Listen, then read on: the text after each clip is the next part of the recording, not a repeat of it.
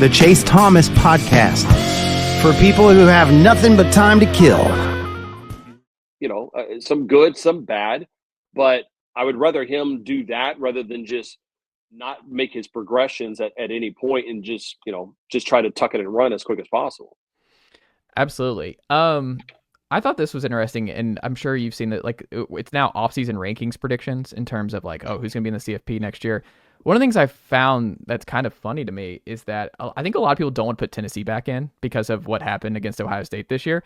And I just think the schedule and the defense and the upside, like, I think Heupel has raised the floor so high that when I'm seeing like South Carolina and Florida and Auburn and other schools like picked ahead of Tennessee already, I'm like, y'all, I don't see it. Like, am I crazy? Is there some orange glasses here that I'm just like, I think Tennessee's just such a high floor team that they just have to steal one toss-up game and they're right back in the CFP next year. I mean, the toss-up games obviously is Georgia in week 3, I think, it's over there in Knoxville, and then the game in Tuscaloosa. And like you quote unquote steal one of those, but you win one of those, it's a disappointment if you don't if you're not a college football playoff team, right? I mean, I know you got the game later in the season against Florida, and if I'm not mistaken, I'm trying to think, that game should be in Gainesville this year. It is, but if you steal one of those 2 games, either Georgia or Alabama, more than likely you're sitting there going, all right, we're a college football playoff team. We should be 10-2 and nothing worse if you steal one of those games. And I don't even know if you need to say steal it against Alabama right now, because Alabama, if I'm looking at a program, I feel much better about where Tennessee is with Josh Heupel than I would be about Alabama in year 2 under Kalen DeBoer, simply because of the quarterback situation. I mean, whenever we don't know a lot about the teams, you have to look at what is the foundation of it. What's the coaching?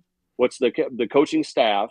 And the fact that you have Kalen DeBoer trying to break in one of their new 3 quarterbacks, and they don't even know who that's going to be quite yet, versus I get Heupel with Nico in year 3, and I got Tim Banks coming back, and now how are you not favoring Tennessee over Alabama collectively as a whole? Now, the fact that that's in Bryant-Denny Stadium is a different story, but again, I still like Tennessee over Alabama coming up next year.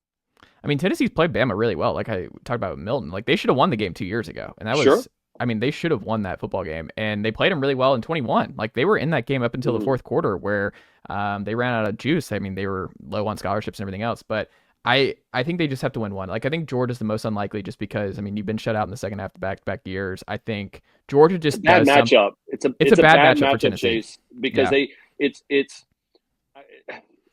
they're so physical at the line of scrimmage that it's really difficult to be able to run the ball, obviously, for them, but really just the way that they would kind of body. I remember that game against, the Hendon Hooker season. What was that? Was it 22 that they were rolling? They looked like they couldn't be beat, and all of a sudden Georgia was like, all right, we're going to play some press coverage. We're going to try to bang them up early in the game, and then it just looked like different teams, and almost like that's the mentality.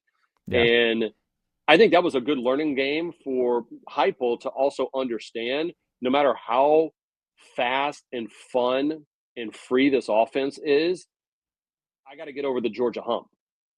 Like for Tennessee or Texas a couple of years ago, they got their ass handed to them by Arkansas. Like before they joined the SEC, and Sark has told me that he learned a lot from that game, knowing that I can't do the bells and whistles. Like I have to have the unsexy positions be sexy, and that's defensive line and offensive line. And look what's happened. Last 2 years he's played in the college football playoff. And so I think that game that Georgia bodied Tennessee, the physicality of it has shown Heupel, hey, this is what it looks like if you want to be considered one of the best.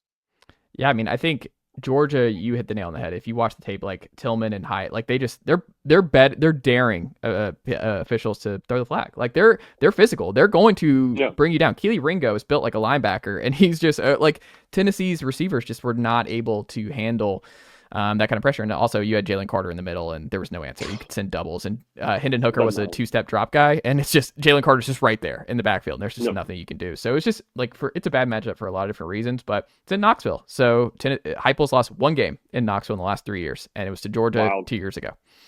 Wow. And again, I think now, again, you look at it, 9-3 right now should be at the absolute, like that's par for Tennessee football. And I assume with the way that Heupel has recruited, the fun style of football that they play, the home field advantage, obviously the NIL, I'm taking the over of 9-3 as long as Heupel and Nico are going to be having that 1-2 punch. And Tim Banks is there as well, too. Peter Burns, what can the good folks check out from you over at SEC Network and ESPN Nicely this done, week? nephew. The Chase Thomas Podcast. Hell yeah.